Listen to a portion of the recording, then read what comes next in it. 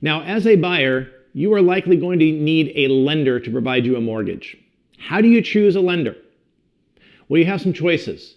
You have, on the one end of the spectrum, a traditional mortgage from a bank, an institution, a mortgage bank, if you will. This is where you have bank accounts at a bank and you go in and you talk to their mortgage officer, their loan officer. The other end of the spectrum are independent brokers. They can buy and sell any mortgage product from any one of the banks, credit unions, other investors. Depending on your situation, you will want to go one direction or the other. In-house often rolls their commissions and fees into the loan product so you don't see them except in the fine print.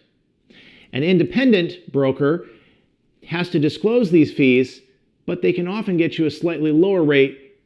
At the end of the day, the cost of the money ends up being about the same. What is more important is understanding your situation, whether to go with a traditional bank or an independent broker who can shop around for the best deal.